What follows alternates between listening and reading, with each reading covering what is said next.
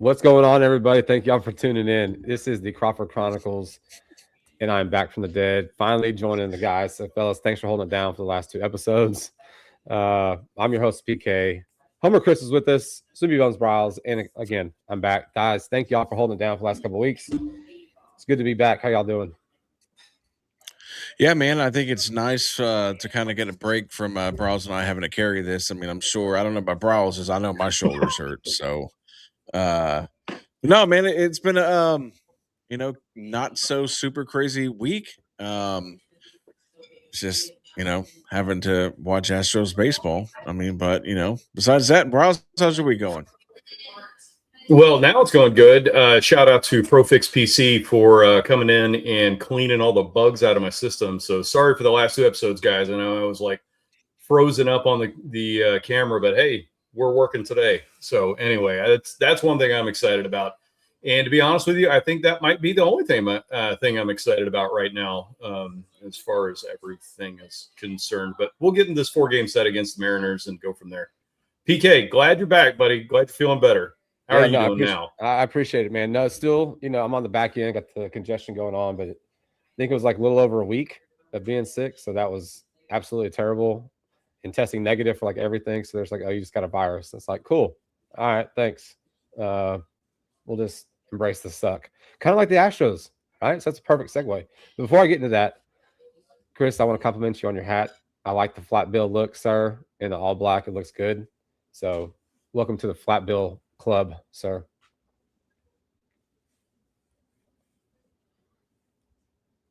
Yeah, thanks, man. I appreciate it. Yeah, I'm gonna have to switch out hats, making me feel bad. Yeah, you got to get in the flat bill game too. Look, let's get into these Astros, man. We'll get into let's start off because I want to get this out of the way. Let's start off, Chris, with the updated prediction scoreboard. I just want to get it out of the way so we don't have to talk about it later on. Yes. I figured that we piece of would crap build to it. No, there ain't no build to it. I'm gonna get it over with. So as you all know, here's how it went last week. Chris yeah, we should and build Riles, to it. Here we go. They went 1-3. Seattle. Boom. I took the split for the series, as we all know. Riles and Chris hit it 1-3. There we go. I took the L. I am in tie for last. So I think from now on, like I told these guys in the text, I'm just gonna start picking 2-1 whoever team is playing the Astros going forward. That's just what I'm gonna do. So there's my prediction for the Rangers series. But dude, like you had a chance. In all honesty, you really had a chance to split the series with the Monday game and then the walk-off game on last night. Like you really did. I mean, Lambert. Before we get into it, Chris, you were gonna say something. So go ahead and say what you're gonna say.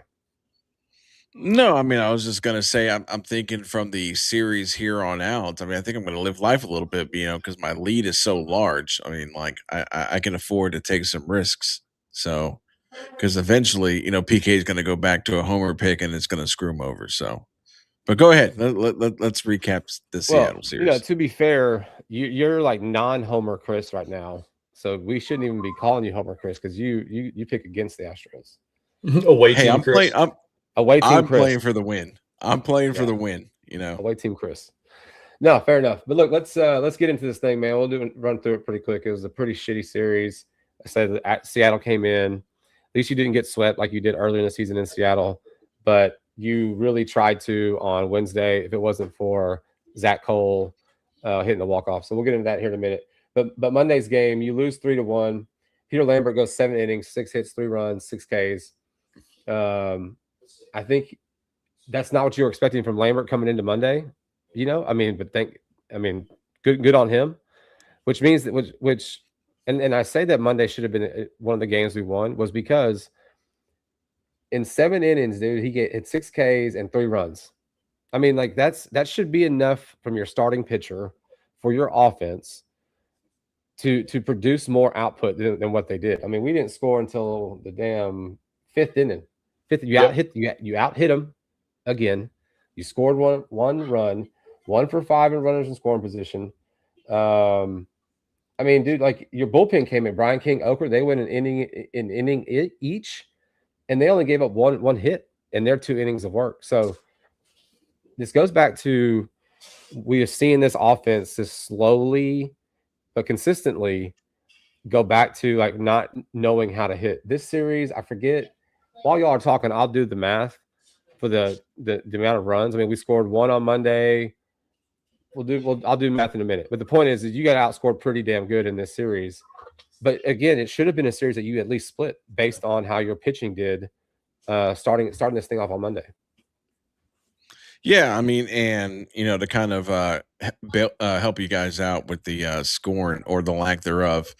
I mean, I don't think in the last 6 games. I mean, because you had that one offensive outburst against Seattle, or no, I'm sorry, Cincinnati, where you won 10-0, and then your defense disappeared the last 2 games, and then they really didn't appear. I mean, like this Astros team is becoming the Jaguars of what was that, like 2012, where you had I don't even remember who their quarterback was, but he put up massive fantasy points because they like led the NFL in garbage time like points.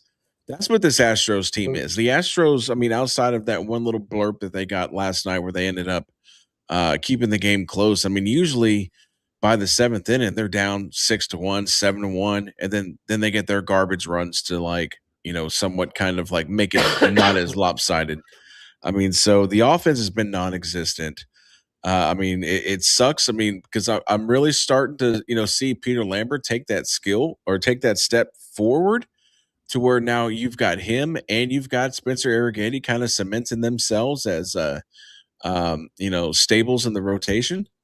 But it's just, I mean, McCullers didn't pitch bad yesterday either. I mean, so yeah, I mean, I think that you could have very easily split this. You could have, I mean, it's frustrating because, like you said, PK, it's like they're reverting back to the Astros that we saw last year, where the pitching was good, but the offense was on a milk carton. You couldn't find them, and then like this year, it's like it's like the pitching has only been great a handful of times, and it's just it's demoralizing to see the offense not helping out the pitching when you're getting good pitching once out of every like 6 games. Mm-hmm. So it's frustrating. Bros, what do you think? Yeah, I mean, you pretty much nailed it. And PK, you originally said like, that's not what we expected out of Lambert. After his first couple of starts, that is kind of what I expected out of Lambert. I was hoping that he was coming out there and was going to only give up just a couple of runs. And I mean, if he's given up 3 runs, don't get me wrong, 2 in the second, 1 in the first, and then it was shut down after that. That is all they scored. They did not score after the 3rd inning. So it is totally disappointing, and we totally could have won that game, especially with the offense that we've had the first quarter of the season. And speaking of that, we are, well, not exactly. Now we're, 2 games over a quarter of the season. So, and this record is not good. Correct me if I'm wrong here, but we're 11 games under 500 right now. And that is not anything to get excited about. It is something to get very, very concerned about. So anyway, point being, Lambert, yes, he pitched a great game. Offense let him down. I mean, there's no other way of getting around that. And then we took the L, but to both of your points, yes, we should have won this game. We could have won this game, and we didn't. That's all there is to it. Yeah. I mean, there's not a lot to talk about. I mean, look, you're 6.5 games back of the AL West lead. You're 5 games back of the wild card, right? And you've played a month and a half of baseball. I mean, here's the thing that kind of worries me, right? Because what we're seeing on the field just reminds me of like almost like we're done, right? Just based on the talent that you have in the field, the lack of pitching, lack of consistent pitching that we're getting. And they're going to hang around just enough to make some stupid freaking run right around the deadline and get back into some kind of playoff race. And then they're going to be buyers. And then it's going to be for nothing come October. And then we're going to sit around here and say, bitch about whatever, right? Because that's what the Astros do. I mean, that's, as Astros fans, we are accustomed to that type of stuff happening. I'll tell you the one thing that I like. I'm really liking Braden Shoemake, right? And not just because of this series, but like since he's been playing more consistently, You go to Boston, where we had that line drive catch, and just in the 8th inning, late in Boston to seal a win there, making some plays at short. And dude, like he's just, I mean, he's raking. He really is raking. Like he really is. And so, which I didn't know that him and was it Bryce Miller for Seattle? Yeah, I think so. Yeah. They were college teammates at A&M. I had no idea. Had no idea that they were college teammates. It feels like Bryce Miller's been in the league for like 10 years is what it feels like. But Shoemake's making a good little name for himself. I really like watching him play. Christian Vasquez is like, I don't even want Yiner to see the field except on Wednesday afternoon games and Sunday 1:10 first pitch games. Really. Other than he did have a bad throw. he did have that throw. I think it was last night where the ball slipped out of his hand and he threw it to basically the dugout. But other than that, I mean, at least he's up there. I feel confident when he's at the plate that he's going to put the ball into play, not on a pitch that's like low and away and he's just flailing at. Like he's actually going to make a legitimate MLB swing at a pitch that's in the zone, and he's probably going to get out, but more than likely he's going to put it into play. So like I kind of like seeing these young kids play. And maybe this is me resigning myself to the fact of this team is not going to do anything. Is how maybe that's what I've tricked myself into thinking, just because there's just no consistency from offense to pitching. We've got like two guys. You got two guys in your rotation right now that you can really count on. And one of them is freaking Peter Lambert, right? And that's not a shade to him. It's just that's the reality of your rotation right now. Arrighetti, we've seen him, since he's come up for Sugar Land. I mean, he's essentially like the ace of your staff right now, But damn, it's let's get into Tuesday. Because Tuesday I got a handful of things to talk about on Tuesday. You lost. You got the doors blown off. 10-2 is the final. It was Tatsuya Imai's return from the arm fatigue, and he told I guess Espada or the coaches that, hey, I want to not focus. He's like, an MLB focuses on pitching to the weaknesses of the hitters, and in Japan, the pitchers focus on pitching to their strengths. So I want to consolidate my arsenal to just fastballs and sliders the whole game. And Espada let that roll. I don't know if y'all knew that. That was an interview that I heard on the radio. So he went sounds about right. Fastball sliders. That was it. And I'm watching. Well, thanks for letting everybody know. I'm watching the game, and I'm like, it looked like he was aiming. Every pitch looked like he was aiming, not throwing, not letting his natural ability to move the ball around the plate. It just looks like he was aiming.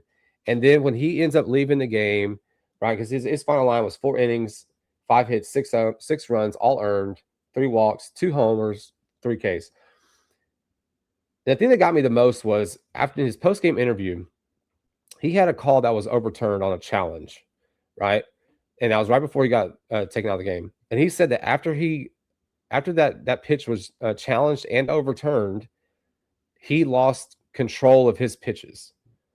So the first thing that comes to my mind is mental weakness, that you can't come back from an overturned call and all of a sudden you can't control your 2 pitches that you are supposed to be your strengths. So I say all that to say, I think I'm done with Imai. Like, I think I'm done. I really think I'm done. You pay this guy $18 million, and I don't need him to do post-game press conferences. I don't need him to talk. He can talk, but don't be truthful. Like, be truthful behind closed doors in the clubhouse. But like, it just looks really weak when you say, when that call was overturned, I could not control my pitches. Your 2 pitches that were supposed to be your strengths. So that's my soapbox on Imai. I'm over it.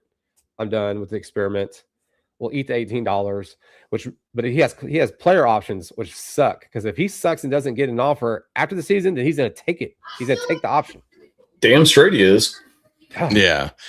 Yeah, it sucks. But if you look back at the one good start that he had, and I believe that was against Oakland. I mean, he had a fantastic start. Why? Because he mixed up his pitches. Basically, he pitched to the hitter's weaknesses. Now, again, if you're gonna if you're gonna go into that start and basically say I'm only gonna throw fastballs and sliders, they better be damn good fastballs and sliders, and they were not. I mean, Mhm. like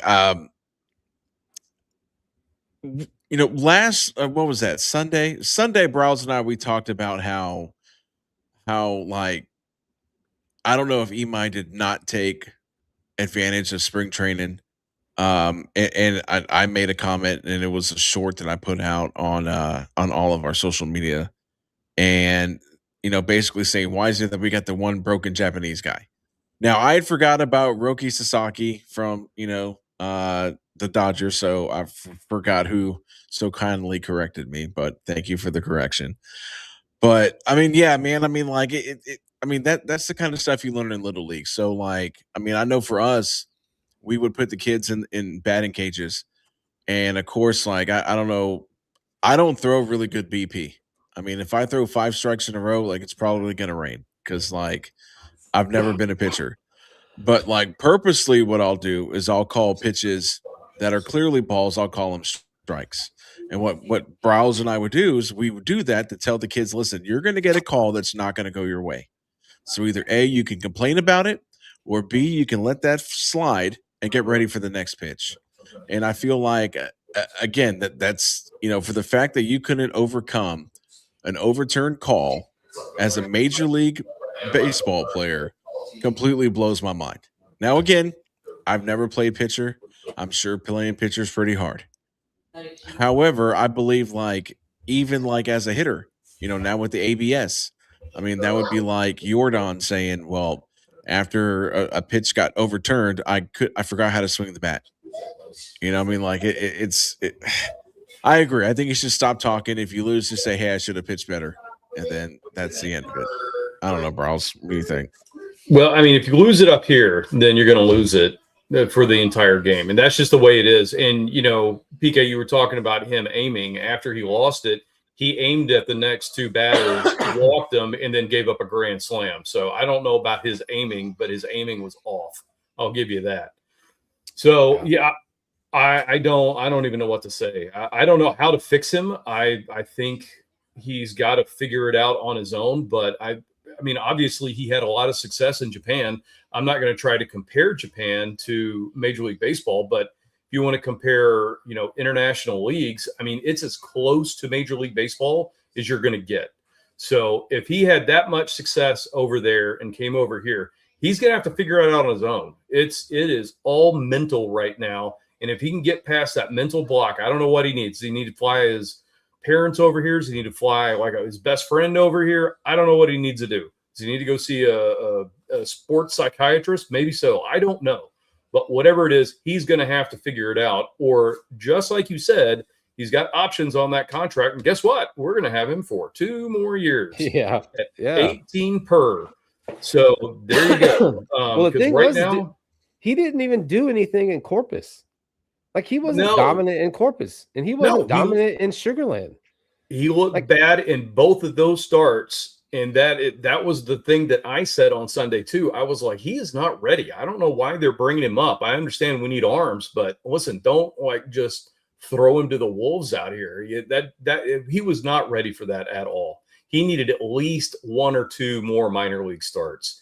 And, the one thing that also came up, I think this was about a week and a half ago, when everybody was getting on X talking about this, and it slipped out from an anonymous source at the Astros that, that was a Jim Crane signing, not necessarily a Dana Brown signing. So it's one more time, he's got to stay out of all of these transactions. Let the GM do his job and just go from there, man. There have been too many misfires from GM Jim Crane to keep doing this over and over and over again. Yeah, but he's South Texas Jerry Jones, man. He's South Texas Jerry Jones. He is now. Yeah, I mean, I was going to say, like, the way that this season has started, and again, he may turn it around. I mean, but just from Imai's first, 6 or 7 starts, this is slowly going to become one of the worst contract signings almost in Astros history, probably right up there with Rafael Montero, up there with Jose Abreu. Carlos Lee. I mean, it's going to be and Lance McCullers. Lance McCullers is up there too. I'm sorry. I mean, but yeah, it's. I agree. I mean, they probably should have, let him make a couple more. I mean, because it's not like Imai, got hurt after he threw like he's had this magnificent start. I mean, you can get the same garbage results by calling up Colton Gordon, right? You can get the same results by calling up Jason Alexander. So if it's really mentally between the ears with him, why set him up for failure to go throw him back out there? I mean, again, it's not, it makes no sense.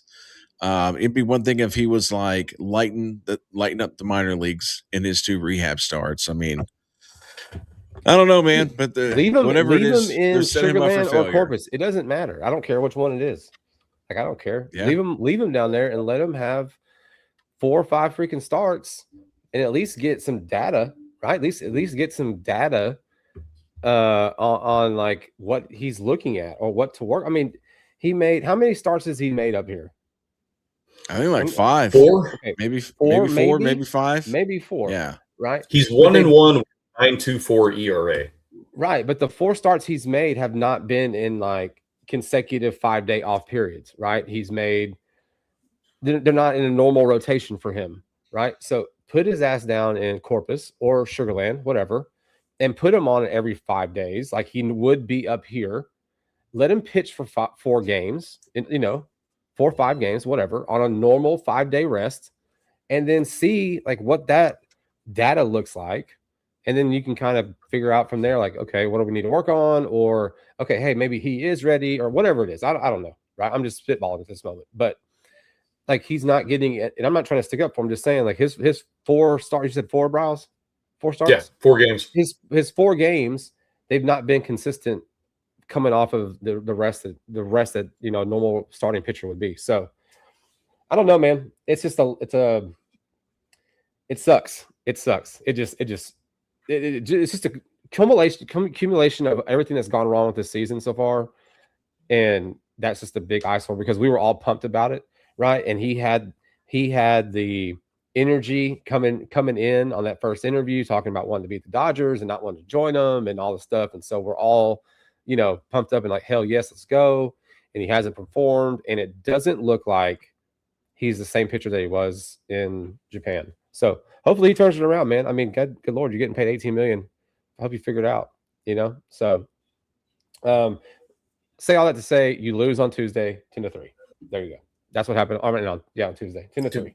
10-2. 10-2. Sorry, I gave him more credit. Let's go into Wednesday. We got about 10 minutes left. Going to Wednesday, extra inning game. McCullers on the hill, 5 1/3, 7 hits, 2 runs, 6 Ks, 2 bombs.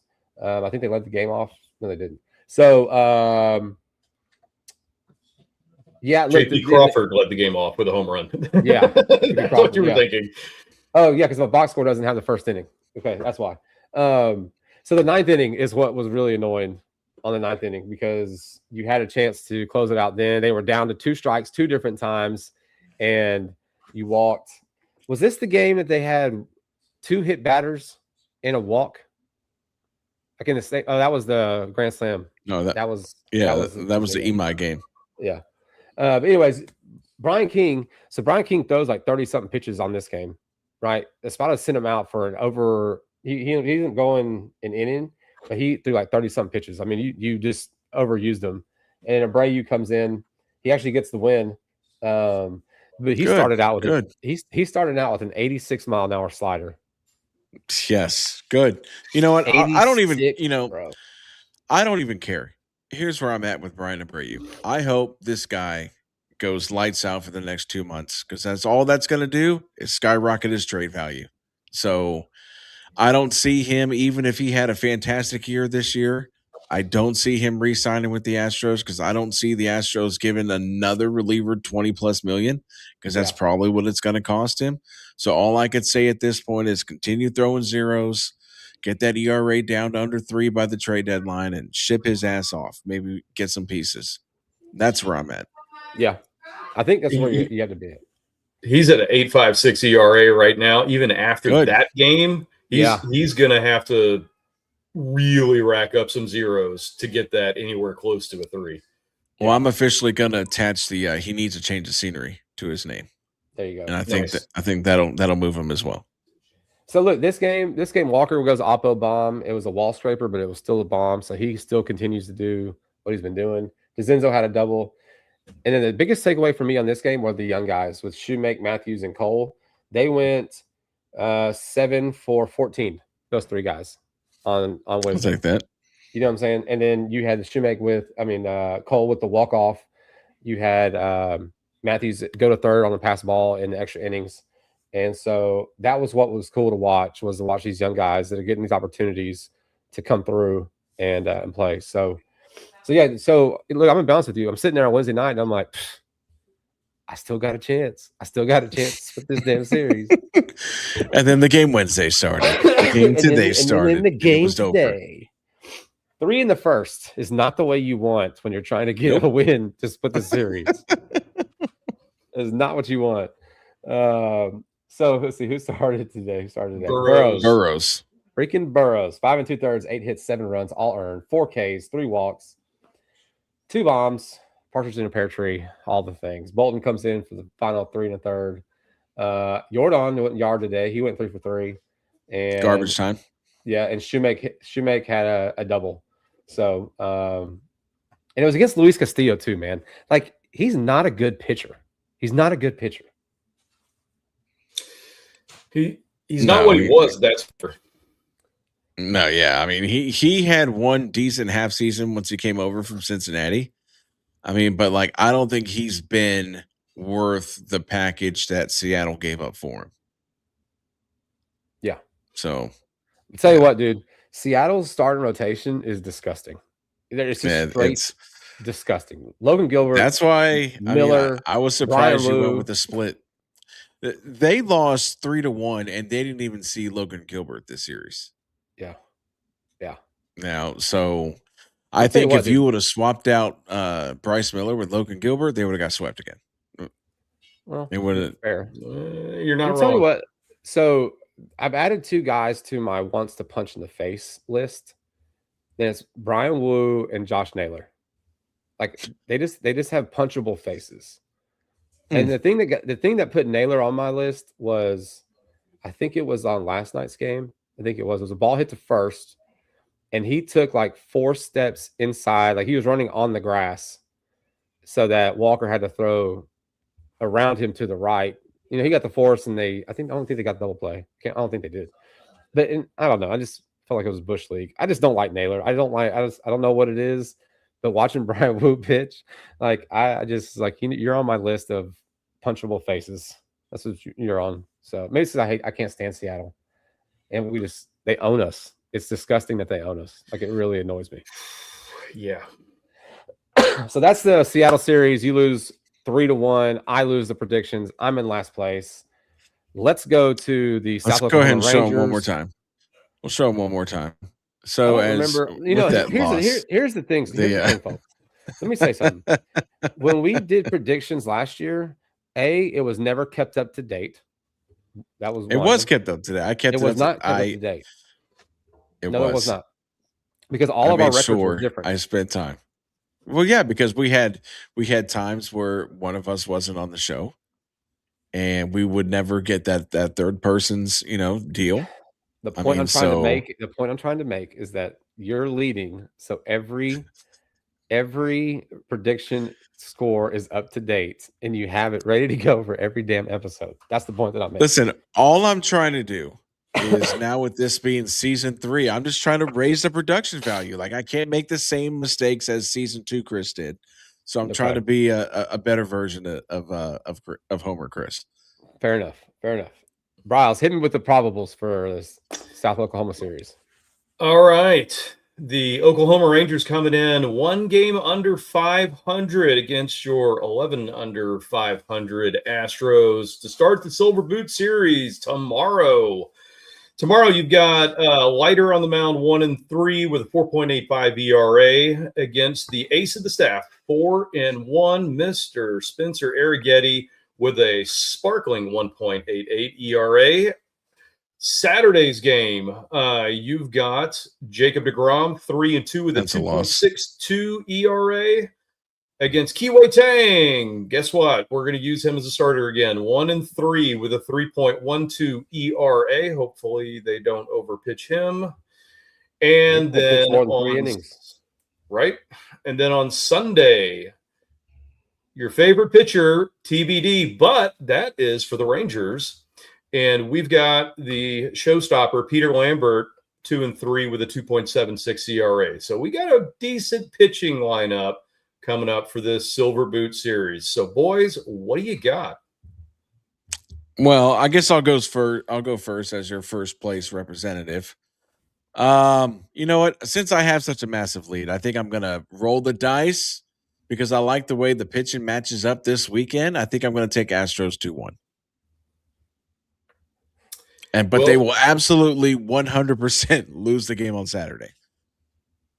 Yeah, I can't argue with you on that. By the way, Jack Leiter hasn't looked that great this season. He looks like he's lost a step or can't kind of really find himself. He's not in that Ebi territory yet, but the way he's been pitching hasn't been exactly what he's wanted. So I do think, especially with Arrighetti on the mound tomorrow, I think we take the game tomorrow. I do agree with Chris. deGrom, unless something happens, I don't see any way he doesn't dominate us. And I was even looking at our lineup against deGrom. It's all sub 300 hitting. So I wouldn't be shocked if we actually get our doors blown off in that game, especially considering this is damn near going to be a bullpen game. Just like PK said, Tang should go 3 innings, and that's about it. So I'm taking the loss there. Now, so you go to the rubber match on Sunday. Texas with a TBD. I don't even know who they're going to throw out there. They could pull one of their guys from Round Rock and go out there. They might go a bullpen game as well because that's going to be a getaway game for them. And then we got Peter Lambert, man. I know he only gave up 3 runs. We should have picked him up and taken care of business. So I think we win this one too. So I agree. I'm going to go 2-1 with Chris. Y'all lost your damn minds. Okay, so the Rangers are 5-5 in the last 10. We're 3-7 in our last 10. I'm taking the loss on Saturday. Jacob deGrom. I don't care. It really wouldn't matter if the Rangers sucked or if they were really good. I mean, obviously they're really good. Like we would lose, but even if they sucked, we can't hit deGrom. I'm gonna take a win on tomorrow night because Arrighetti.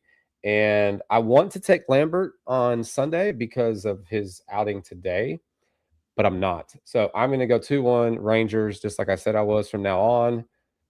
I'm predicting no series wins for the rest of the season until I figure out how this Astros team is really working prediction wise. But I don't. So look, Eovaldi, deGrom, Mackenzie Gore, Leiter, and Kumar. That's their rotation. So I don't know where those other guys are like in place, because I don't care enough. But I know Mackenzie Gore hasn't been what Mackenzie Gore was supposed to be. He hasn't been great. That trade from Washington and all they gave for him. But seriously, I think what it comes down to, man, in this series for us is it's the lack of offense. The win that we got on Wednesday night, 4-3, it felt like it took everything that we possibly had to scratch that win out. That's what it felt like. I mean, it wasn't like I know you can't say it's a dominating win in an extra inning game. I understand that. But the way that game played out the whole game, it felt like they were scratching and clawing the whole freaking time. And that's not consistent with consistently winning. So, but Arrighetti's on the hill, tomorrow. So I'm going to take that. But like I said, overall, I'll have the Rangers winning the series. And it really sucks, dude, because I can't stand the Rangers. We got a few more minutes. We've actually gone a little bit long. Their new top 100 baseball prospect list has come out. Did y'all see this? Yeah. I know who number 100 is. Actually, you're wrong, sir. He's 99. Xavier Nance. 99. Well, I saw 100 too. So Kevin Alvarez is at 80 and Xavier Nance is at 99. So awesome. So just another 3 more seasons. Prospects. That's right. 2029, baby. There you go. Just hold on for 3 more years. There you go. But if you know Dana Brown, and I swear if he's still here at that time, they'll be up before 2029. But We're playing yeah, for next another season. team. yeah. So, but no, it's really cool, man. Like we've been pumping those guys for a minute. Like I watched the Fayetteville Woodpeckers, or followed them on X and like see the highlights, and those two kids are mashing, man. It's awesome to see. So hopefully they stay in our organization and they can be. Hopefully they are the cornerstone for the next round of an Astros dynasty. Like honestly, like that would be really badass if they were around and continue to progress. So you got two top 100 prospects, and man, dude, I'm gonna be watching Silver Boot Series here tomorrow. Yes, South sir. Oklahoma's in town, baby. So let's see what happens. I want to thank everybody for tuning in. I'm glad to be back, man. I'm gonna be live tweeting tomorrow during the game like I always do, and hope you guys have a great weekend. Stay safe, have fun, enjoy the fam. I'm PK, Homer Chris, Sweet Bones Bryles. This is the Crawford Chronicles.